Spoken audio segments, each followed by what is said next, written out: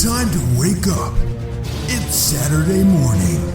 Find some milk and cereal. Grab a bowl and spoon. No, a bigger spoon. Head to the living room and take a seat on the floor while Joseph and Chris present to you Saturday Morning Cartoon!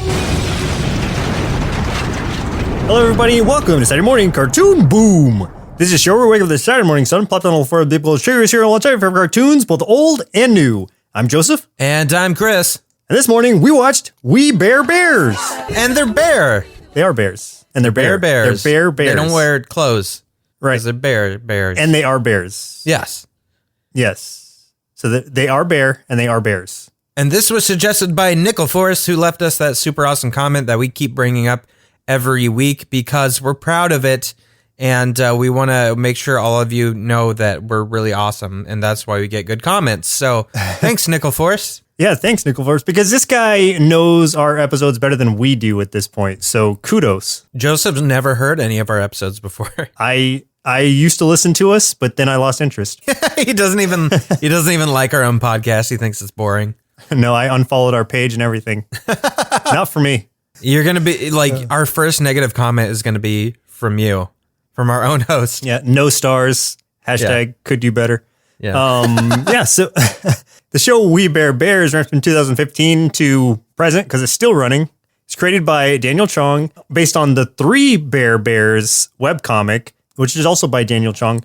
Daniel Chong is a cartoonist who has previously worked on as a story artist for Pixar and Illumination Entertainment. Just for some background on him, this was produced by Cartoon Network Studios. It's ran so far for 3 seasons, 96 episodes, at least as of my reading on Wikipedia. There could be more by now because, like I said, it is still going.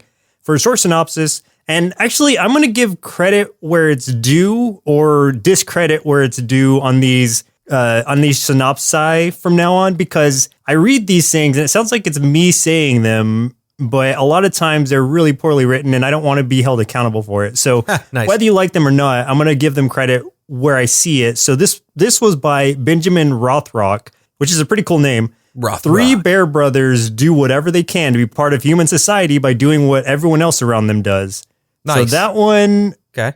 I mean, kind of, it's getting there. Like that, Yeah. It's not the worst I've seen. No. I think that's pretty apt. I think that would be a good, really broad description of the show for sure. Which is good. I mean, they got to make it broad so they don't spoil nothing. Yeah, I mean, that's what you ask for in a synopsis. So Exactly. Perfect. Good job, Ben. Keep your synopsis like you keep your milk unspoiled. Except for like that one time I accidentally drank milk that was 2 weeks spoiled.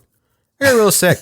2 weeks. That's Yeah. a while. Yep. I don't recommend it. I wouldn't either. That sounds like bad news, bad business. Should have known something was up, like when I started getting chunks of what I thought was cottage cheese, but still finished the glass. Even if you thought it was cottage cheese, that should not be in your milk.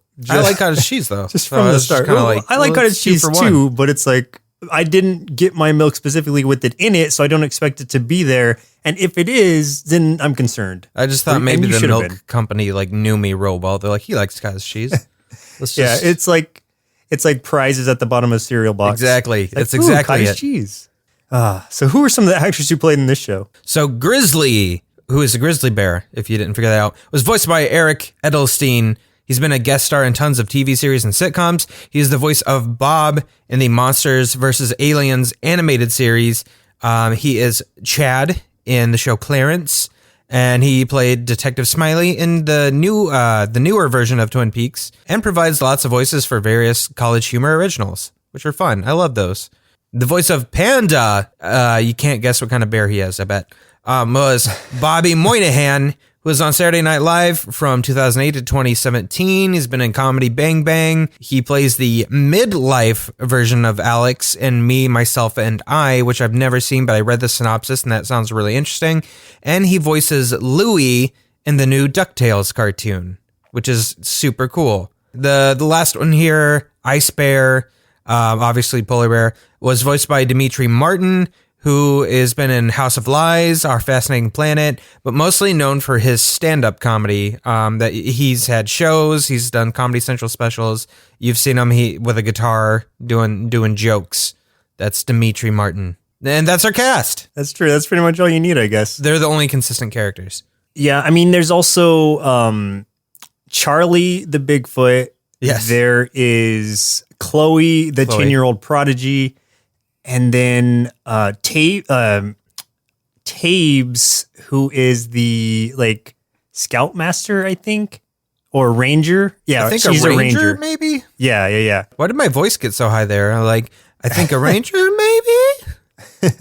So for few tasty marshmallows out of our big bowl of bear cereal, this is the first Cartoon Network show to be based on a webcomic. The show takes place in San Francisco, California, showing the skylines and surrounding forestry in impressive detail. That's a quote from the Marshmallow, not something I think, but I probably agree with it. We just haven't seen enough episodes for me to really determine that. Sure. Nobody calls Ice Bear by name except for Ice Bear himself, who always speaks in the third person, which is cool. True. Estelle, the voice of Garnet in the Cartoon Network series Steven Universe, also sings the theme song for We Bare Bears. Oh, nice. Okay. Yeah. It's a cute and clever theme song. I'll give them that. I kind of like it. It's short and sweet. And that's actually what I really like about the show is how short and sweet it is. It's like 11-minute episodes. Yes. And I found out that works perfectly for my attention span. And it's the same reason I really love Steven Universe, actually, is, I mean, it's a great show, sure, but also because 11-minute episodes are just so digestible.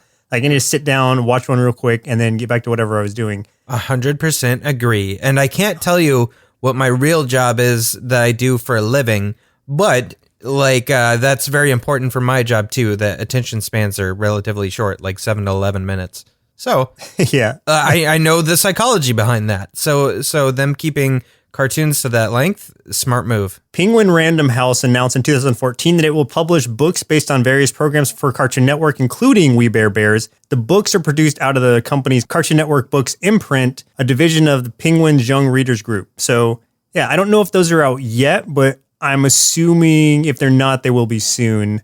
These Penguin Random House books. You remember the Penguin Random House with like a little penguin up in the corner? Yeah, and I like penguins as a rule, though I do like, if I could taste any exotic animal, I'd probably taste a penguin. But yeah, in general, I do like penguins, and I do remember those penguin logos on the books. And the last one I have, and maybe the most important of all, is for everyone to know, Panda has a peanut allergy. So just in case, in case you ever serve Panda any food, he has a peanut allergy. Remember that. Oh man. Okay, I'll remember. Don't kiss him on the mouth if you've been eating peanut butter. Learned that the hard way. Had you ever heard of the show before it was suggested to us? No, I had no idea, and just from the name I was like, well, this sounds kind of silly, but now I'm glad that I'm in the know. Yeah, me too. Like you know what? I for some reason was connecting it to like an older show. Like I was thinking of it almost like a Bernstein Bears type thing. Or it's going to be like one of those really old kids shows. So I was not excited about watching this. And then once I saw what it was and I watched an episode, even like I watched probably 5 or 6 episodes of this before I was like, okay, I need to stop watching episodes or I'm going to start getting confused when we do these episodes, when we actually record for this. So yeah, it's a really fun show. It's way digestible and it was way better than I thought it would be. So yeah, I agree. Awesome. Yeah, I thought this was going to be like more for targeted towards younger kids, but I don't think it was. Yeah, it's one of those very like general all around shows. Like it's got something for everyone. I think that's a big trend right now too, because you look at things like Steven Universe and shows like this or Bob's Burgers and stuff like that are like easily could be for just about any audience, you know? It's a great direction to go because then you're not closing yourself off from anyone because, like I said, something for everybody. It's got enough. It doesn't have like adult humor, but it's got humor that will kind of go over kids' heads. Oh, yeah. But it's something that you can definitely relate to as an adult or as a teenager or really anybody. So it's just a lot of fun. But let's go ahead and jump into the episodes we watched for today's show. Very first episode, highest rated episode, finally random listener chosen episode. Order may vary depending on how these episodes fall chronologically, but of course we have to start with the very first episode, which is Our Stuff, Season 1, Episode 1. And technically that's not the very, very first episode. There is a pilot before this, and I watched that, and it is also good. And it's not like one of those pilots where the animation style is completely different, the characters are different or anything. Like, honestly, it could have been the first episode and still completely worked because there wasn't much that I noticed that was much different about it. Oh, interesting. So just an FYI on that. Oh, real quick. I do want to ask you something really quick before we go on to the others. Have you seen any of the shorts that aren't the typical episodes? No, I haven't. How short would they be? I'm not entirely sure, but I just know like the shorts are them as cubs, and they have different voice actors, like actual children voicing them. But my girlfriend showed me a couple because she had seen some of them. She thought it was adorable, and they are super cute and really funny. Okay, well, on that note, there are actual episodes that has them as cubs too, and one of the ones that we watched for today's show actually was. So Yeah.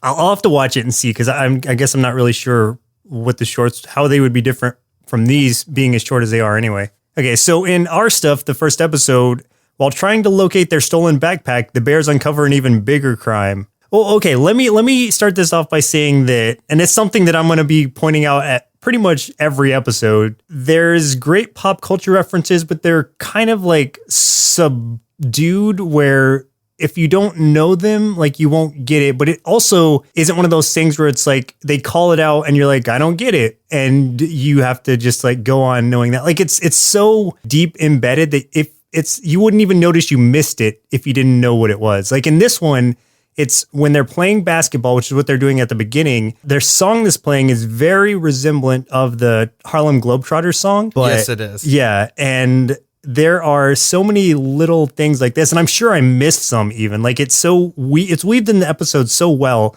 And this is something I really liked about it too, was that it's weaved in so well. You're not missing out if you're missing it, but it's an extra little treat if you do catch it. I like that they're playing against these teenagers playing basketball.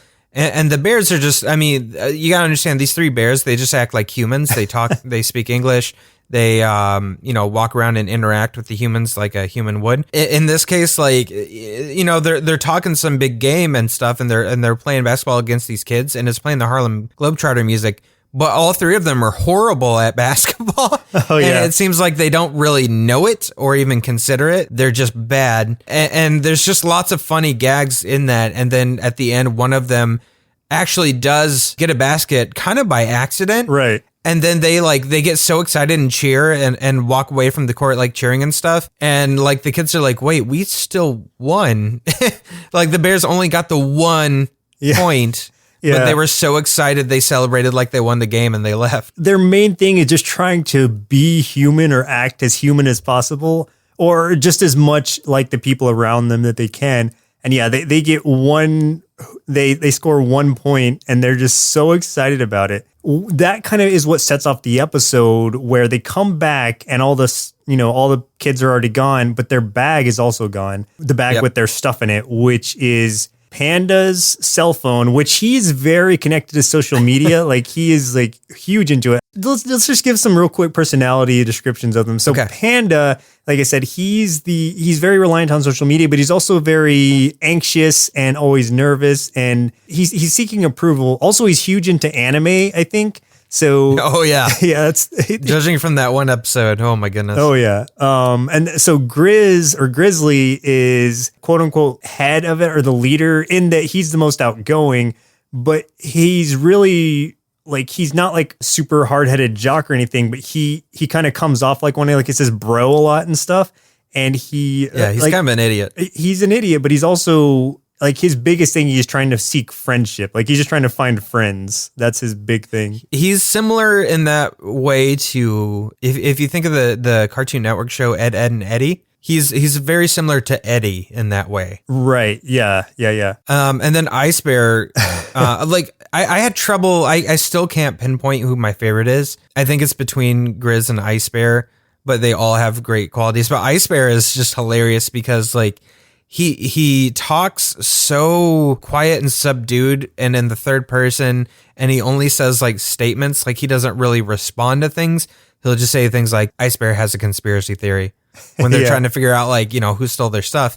And he's always like the stuff of his that was stolen was ninja throwing stars.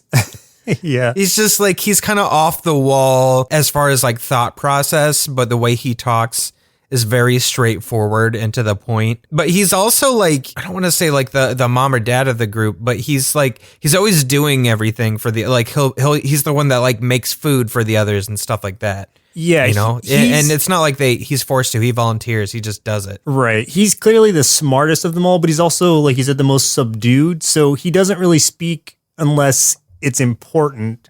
And he's a man of few, or he's a bear of few words, but when he does say something, it's very poignant and exactly what needs to be said right then, according to him. So yeah, those are just some brief character descriptions of them. As much as they like, it seems like they're almost like kind of stuck in those personality types. Like they do branch out a lot, and they do have a lot of different things going on. They go through a whole gamut of emotions. In this one, after their stuff is stolen, like they are seeking out, just trying to find out like where they can go. I love when they get in the cab and they make like a fake FBI badge. Yes, like, they bring that up quite often. Oh yeah, and when they get in the cab, they're like, "Take us anywhere a criminal would hang out now." He just kicks him out. Oh, he kicks him out because and Ice Bear wants a latte. And I think Panda just has to go to the bathroom. They go to this like diner place and they just order ice water while they're trying to plot out this crime and see how they can solve it. And they end up like, that's when we see Panda like doing all these sketches, sketches of all the people at the game because of his photographic memory, quote unquote. And he's drawing them all like hyper shaded anime characters who pretty much all look the same. Yeah, so what they do is they go back to the court, they see some pigeons there, they're talking to the pigeons. Ice Bear somehow knows how to speak pigeon, and he gets one pigeon to identify a kid that had a yellow backpack, which they thought was their backpack because it's yellow. So then they go and they sneak into this kid's house, they try to take the backpack back, like steal it, and well, I like when they're crawling along the floor trying to be all stealthy, but then like Grizz sees a bag of open chips and tries to start eating them, and they have to stop him. Yeah. And then they all see the basketball game playing and they start cheering and stuff and completely blow their cover. Right. That was good. And the police show up and all kinds of stuff. My favorite part of this whole thing, and it's kind of the point of this episode, was that they're up on this building. The police are down below and they're like, jump down here so we can arrest you. And they got, one of those trampoline kind of things that, they catch somebody if they jump. And they're like, whatever you do, don't all three jump at one time. And that's exactly what happens. And they bounce. After they hit it, they bounce into the adjacent building through the window. And it turns out all those pigeons they were talking to before were all in there with like stolen TVs, and they all have like headbands on, and they've been robbing stuff. Yeah. I was laughing so hard. I was like, oh my God, it's a pigeon gang. Yeah, they call it the pigeon cartel. Pigeon cartel. Yeah. So it turns out that the one pigeon they were talking to was an informant for the police. He was wired. So like, yeah. Yeah, so the pigeon was wearing a wire, and so they didn't get in trouble for breaking into this kid's house because it turned out he did not have their backpack. It was his backpack. It just happened to also be yellow. But they did find their backpack in the pigeon cartel's hideout, and all those pigeons were arrested. So that works out. There was also, like when they open the bag, Panda's like, oh, my phone. And Grizz is like, oh, my wallet. And then Ice Bear bought these legally when he pulls out the ninja stars in front of the cop. Yeah, that's right. Also, just about them jumping all at the same time, like what they commonly do is do this thing they call the bear stack, which is kind of their mode of getting around, where one of them will be on bottom. I think it's usually Ice Bear because he's the strongest. He'll be on the bottom, and then the other two will get on, like literally stack up on top of each other, and the bottom one will just be walking and transferring the other ones around. So that's what they did when they jumped to the trampoline, which is why it was like, please jump one at a time, and they still just do the whole stack of them, which bounces. Yeah, I love when they window. do the stack because it looks hilarious and looks ridiculous. But that gives a lot of, I don't know, it feels like it gives a lot of personality to the show and how quirky it is. But every time they do that stack, I love it. Yeah, it's great. And they just do it so nonchalantly too. Like that's just how they get around. That's their vehicle of choice. So next episode we watched for today's show was Yuri and the Bear, season 2, episode 17, which was the highest rated. And I can understand why. While living alone in the Arctic, baby Ice Bear meets a mysterious Russian man named Yuri who helps him survive the frigid environment. Baby Ice Bear is adorable.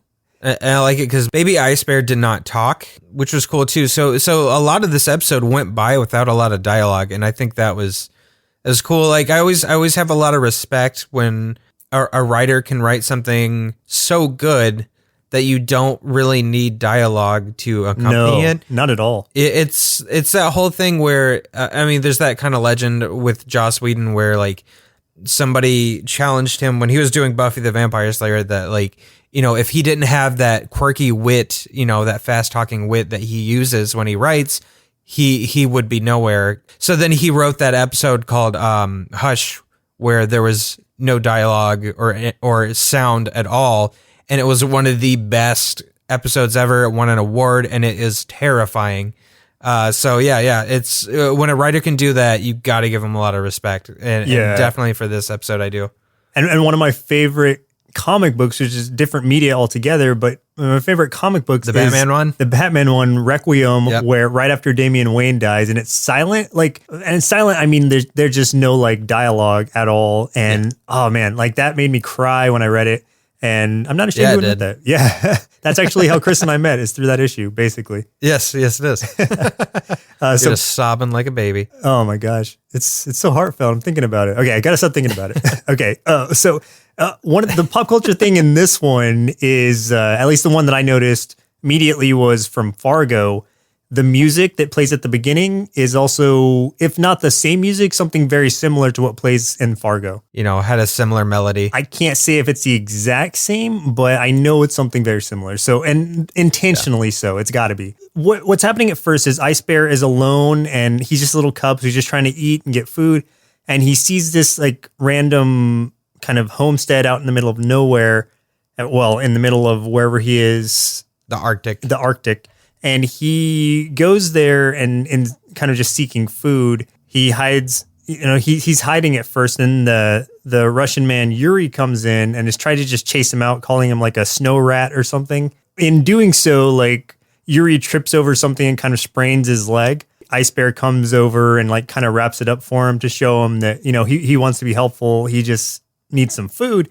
And so Yuri is allowing him to stay with him, but only if he's going to give him chores and make him earn his keep. And that's kind of what sets the episode off. Yeah, he's teaching him to chop wood, to knit. They're doing like algebra for some reason at one point. Well, okay, so first Yuri is teaching Ice Bear like the alphabet, and then Ice Bear starts teaching Yuri algebra. It's just a fun, right. Like it's funny because you see like Ice Bear like writing up on the chalkboard, and then Yuri's writing down notes on just the algebra. And this stuff is all going by in a montage, so it doesn't focus on that, but it's just a funny little thing that happens in between. So did you catch the link between Yuri and then how Ice Bear speaks? Oh, yeah. Yeah, because Yuri always speaks in the third person as well. So that is something that I thought was so clever that they use that as, because if you're ever just like, why does he speak in third person? Well, here's your answer. Like, it's his origin, basically. Yeah, it's how he learned to speak, was in third person. I mean, children learn through imitation and stuff like that. That's exactly the same case here. Ice Bear learned how to talk by a guy who only speaks in third person. So he says, Ice Bear, and then whatever he has to say, just like Yuri starts every sentence with Yuri. Mm-hmm. Yeah, I loved that. Like that gave me a warm feeling inside. Yeah, exactly. A lot of stuff gives me the feels, but yeah, that specifically, that was really good. What's happening also in this, and what Yuri is doing, is keeping Ice Bear safe from these poachers. What they really cleverly did, because they don't ever say that they're poachers or anything, but you see just a bear skin, I don't know, cloak or something on the back of this head poacher, like a polar bear skin. Right.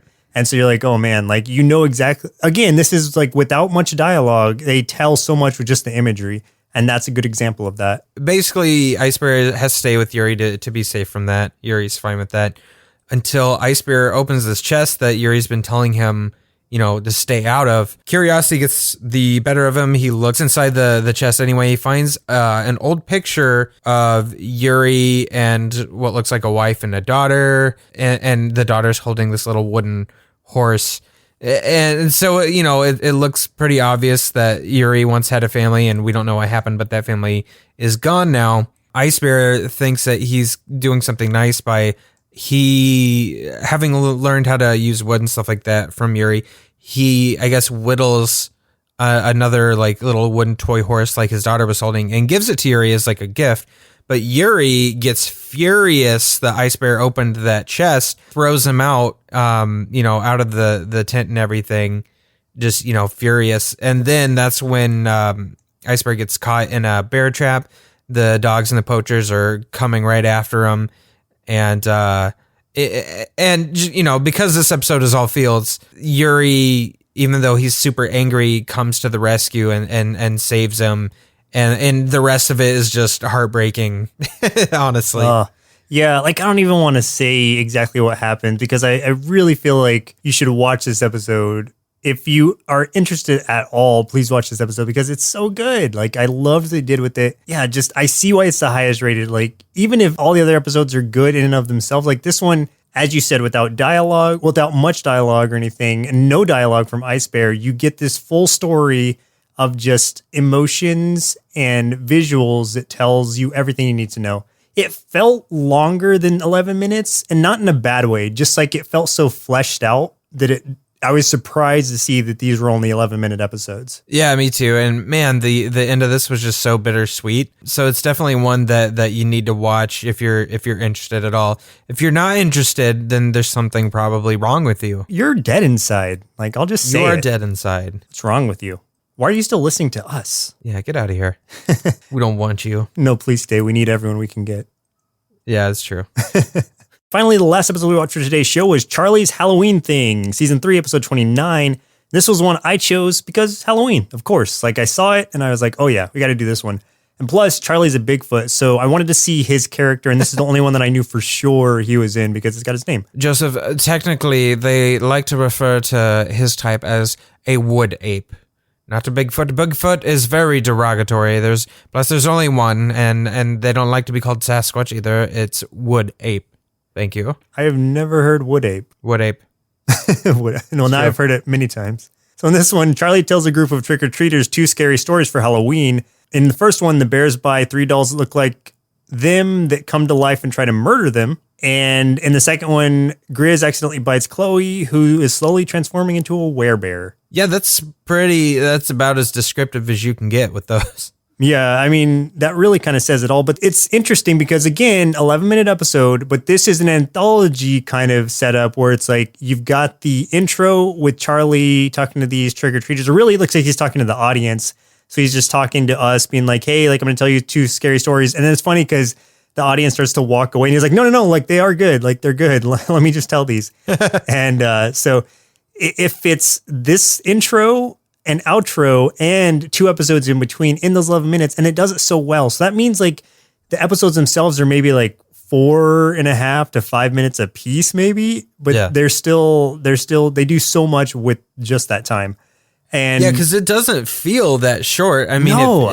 I'm not saying that they're dragging or anything. I'm saying that it feels like you get a complete and full story each time, even though they are so short. Which is so weird. And it's weird to even say it because like that makes me question time in general because I'm like, yes, I really felt like I sat down and watched this full thing and 5 minutes seems like nothing. Like when I just sit there thinking about it, like I could sit here and look at my hand for 5 minutes and still it would pass too fast. Well, Joseph, time is a construct by man. Is this the same guy who's calling Bigfoot's wood apes? Yeah, I don't know why that applies here, but if I felt like I would look smart if I said it, so there you go. I did. Well, I think you're smart. Thank you. Okay, so another pop culture thing. Well, there's going to be a few in this one, but it opens up with what is kind of sounding like it's going to be the song Thriller, Michael Jackson's Thriller. Yes. And then it cuts right into the Charlie opening part. But so that's a really short portion. When it gets into the first episode about the bear dolls, they're called Oso Adorable, OSO Adorable, and Oso is bear in Spanish. Oh, yeah, or Mexican for bear, I guess. Yeah. So Oso Adorable, Mexican for bear. This one is basically kind of like Child's Play, if you can think of like Chucky or just any really any dolls coming to life, because it's only that in so much as there's dolls coming to life. So you can compare it to anything really. It was kind of like a rip on like Build-A-Bear too, because they have the 3 dolls that look like them, but then they have like these little heart containers separate that you're supposed to put in yourself, and that's something that Build-A-Bear does. Yeah. Except in this case, the instructions said to put some of your essence inside the heart, which is like a little container, then put it inside. They're like, well, we're not going to use our blood. That sucks. So they pluck hair from each of themselves, put it in the heart, put it inside the dolls, zip them up. That brings the dolls to life. And they start talking. Like at first they're just like, I think Grizz is like, I love to make friends and eat snacks. And he's like, yeah, that's pretty accurate to my essence. They start to kind of give away secrets about him. It's like, okay, these are defective. Like, let's put them back. And that's when they start all coming to life in cool ways too, where it's like, weren't they just on the table? And you kind of see them like, as they're looking for them, you see them like run by in the foreground or something. And it's like, oh man, like it's the way that they do it creepily in horror movies. Like they play it so well. Yeah, and I like too is the different demises of the dolls, because they have to kill these dolls and stuff like that. And of course, Ice Bear being I guess more clever of the bunch, is the first one to take his down by tossing it in the oven, turning it on, and watching it burn. The others are getting chased down, and what made me laugh was when the one goes into Panda's room while he's in there, and you see we talk about Panda being a fan of anime. He's got an anime girl pillow on his bed. Yeah. And I just thought that was really funny. And then the one part where Grizz is confronting his doll, and his doll is like, I know karate, bro. I'll kick your face off. Like that was so funny. I loved it. Yeah, Grizz is he's even saying like, he's still talking like Grizz, where he's saying like, what's up, bro? When he finds him, like I think it's like they're trying to kill them. It seems like they're trying to eat them as well. Because they got like utensils and they were going to eat the bears. Right. So it's really unusual. And then like that all wraps up, and then it comes back to at one point they had called Tabes. They were going to like ask her about what to do, and then they hang up on her. And then she comes over at the end of the episode. She's like, hey, heard you guys talking about dolls. So yeah, I brought her along my new doll, little Tabes. And then it's like, oh no, let's serve some justice. Like it just has that super evil voice. Its eyes go red too. And that's kind of a cool little cliffhanger thing they do. And that kind of carries us right over into the next episode, which is cool because it's Charlie introing in again, where he's like, this one's about a real strange creature, a 10-year-old girl who goes to college. Ooh. And then it does, what I liked about it is the precursor it does, where it zooms in on the full moon as it goes in the episode, and you don't really know what's coming yet, but I like how they give that little like, here's a hint of what's to come. And this one, like it kind of starts out with this girl Chloe that we kind of mentioned before. She's in class, and they're learning about like lycanthropy, werewolves basically, and then it goes to her like hanging out with the bears, and she's got like a piece of, I don't remember if it was candy or it was ice cream. Mm-hmm. And she lets Grizz have a bite of it, and he goes for it, but because it's Grizz, he like inhales the whole thing and accidentally bites her hand in the process. And then Chloe starts slowly turning into a werebear by getting longer teeth, starting to get furry and stuff. And she's kind of embarrassed. She goes to school anyway. All the kids that find out think it's awesome, and she kind of becomes the life of the party, literally, because they go to a party.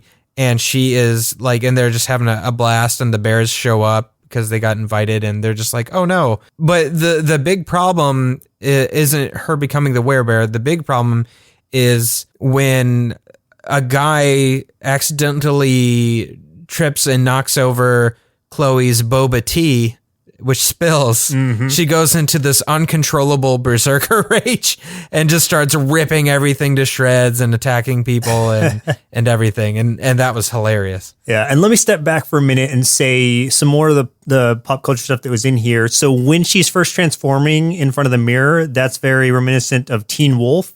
It's almost like not a shot for shot thing of it, but it's definitely like Teen Wolf. Yeah, and the same where she's at the boba place where she, like you said, where she's partying at this boba place called Boba My Heart. The way that it's paralleled is like her kind of showing off at a party, and then instead of like biting into and shotgunning a beer, like she bites into that boba tea and like starts basically shotgunning it, and so that was just a fun little tie back to Teen Wolf.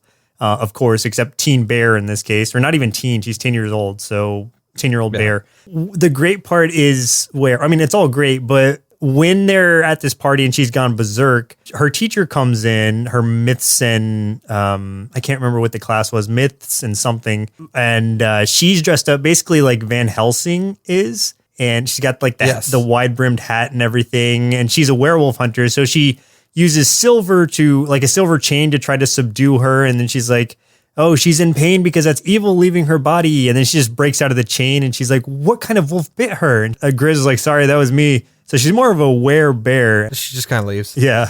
And what happens after that whole thing goes down and, they find out that she's not able to be stopped by regular werewolf stopping means, she transforms into full bear, basically. So now she's just like a little bear cub, and the bears have to take responsibility and kind of take care of her from that point on. It's great because it takes her, they're like, she has to go to school tomorrow. Like, what are we going to do? And then it fast forwards, cuts over to their house, and they're trying to teach her in front of a chalkboard they have. And they're going over the letters of the alphabet, and they're like, okay, H. And she's just like, rawr. And they're like, oh, well, that's close enough. And that's it. So they don't get anywhere where they actually change her back or anything. It just ends. Right. I mean, it's obviously not canon with everything, but it's just a fun little, spooky story, I guess. Yeah, I thought that was pretty fun. And then Charlie closes out. We see that he was just talking to 3 trick-or-treaters, little kids. And they're just like, what did you think of the stories? And they just run off because they're scared of him. And exactly. Then he's excited that they dropped candy. Yeah. Yeah, which is what I would have done. Oh, yeah. And maybe I have done before in the past. Yeah, I have. And then he signs off with ooh, candy. Happy Halloween. Because this was an episode that came out in October of 2017, actually. So this is pretty recent. So I wish it was Halloween right now. It will be again soon. Soon. So hopefully they keep doing these Halloween episodes. That was a really fun one. Yeah, it was. Well, Chris, looks like it's about time we dress our inner kids up like adorable bears, let them climb on top of each other's shoulders to form some sort of vehicular kid bear stack, then have them lead awkward lives where they struggle to fit in and seek attention / validation wherever they can find it. Oh, man, that hits really close to home, actually. But yeah, let's see what they thought of We Bare Bears. Vehicular Kid Bear Stack is going to be the name of my next band. This cartoon was really fun, and it makes me want to be a bear too, so I can just eat and hibernate and bite people without getting in trouble like I do now. So I gave this show 5 bowls of Pigeon Cartel cereal out of 5. For me, this was one of those shows that, while it is a comedy on the surface, ends up having a lot more heart and feeling a lot more authentic than I would have expected it to once you start peeling back the layers. I mean, sure, these characters all have their distinguishing traits to help them stand out, but this cartoon quickly shows that that's not all they're limited to. And the fact that we get to see via flashback episodes how their personalities were developed was a very interesting approach that I really appreciated. Also, the subtle pop culture Easter eggs were so perfect since the episode still completely worked whether you caught them or not. Overall, I'd give We Bare Bears 5 big bowls of Ice Bear's Legal Ninja Star cereal out of 5 and highly recommend it. In closing, between the 3 bears, I feel like they each have a personality type that we can parallel with our own. For example, I consider myself primarily a panda type with a hint of grizzly while wishing I was secretly as talented as Ice Bear. So a nervously awkward, approval-seeking ninja in training. Joe Bear approves of this message. Chris wants to keep talking in third person from now on. Chris hopes this doesn't get annoying to all of the listeners, but he's sure it will. I know so many Chris's that I don't think that would work. If your name was Ice Bear, then it would totally work. Chris Ice Bear wants to know if you have any final thoughts on this cartoon. Like I said, this cartoon is just so cool. It was a lot better than I expected it to be. And really it's coming from a place where it's a good time to be making a cartoon, or at least they're putting a lot more effort into making cartoons a lot more digestible and feel a lot more authentic than just to either sell products or sell toys. And this is something that I think anyone can relate to in some way, because we all have trouble with fitting in from time to time, or making friends, or just being ourselves in general. And this is what these bears kind of really show off. So yeah, I definitely recommend watching this show, even if you've never heard of it, especially if you haven't. It was a great surprise, and I think it's actually one of my new favorite current shows. So I'm going to continue watching the rest of it. And I can't say that for a lot of shows that we watch, because either they're just too far in, or they might have caught my interest a little bit, but this one just has my full attention, like Steven Universe or Gravity Falls and things of that ilk. So yeah, check it out. Yeah, I agree. I really love this one. The premise is so basic and absurd in the best possible way. Plus the personalities and the writing are just laugh out loud funny, to the point that I absolutely have to watch more of this, and will be watching more of it. So again, thank you very much to Nickelforce for suggesting this. Yes, thank you very much, Nickelforce, for the comment and for suggesting this, and throw other stuff our way. We'll get to it eventually. And for your good looks. Probably, yeah. Yeah, I just assume that everyone on the internet has good looks. Anyone who loves our show is automatically good looking in our eyes. We're not I think about biased all or of anything. you when we go to bed. Chris does. Chris, Yes, what he is does. it? Chris Ice Bear. Chris Ice Bear does. Chris Icebear does. Well, listeners, looks like our milk supply is now run dry, so it's time for us to say goodbye. And next week, we'll be watching Justice League Unlimited, suggested by, well, Joseph, take a quick guess. it's got to be Iris Sutton then, right? You are correct. Ira Sutton via Facebook. So So thanks again, Ira, for probably the 7th or 8th. wait, request so we've his done. stuff just keeps getting voted to the top? It keeps getting voted to the top. What's funny too is the second one in line was also another of his that got voted to the top. Oh my so God. either he's picking really good ones that everyone wants to see, or somehow he's rigging the system and we haven't figured out how yet. You know what? If you're rigging the system and you're doing it this well, then kudos to you and you've earned it. But yeah, I don't see how they can keep coming up. I guess he's got to be just suggesting things that people are like, you know what? I'm going to vote for this over my own. This is a much better choice. Well, once again, I'm Joseph. And Chris Icebear is Chris. And we'll see you next Saturday. Presented by Nerdsloth. A place for lazy nerds. If you like what you heard, consider donating at patreon.com/nerdsloth so we can continue bringing you quality shows. Be sure to also leave us a review and share your favorite episodes and clips on social media. If you're looking for more content, visit us at nerdsloth.com.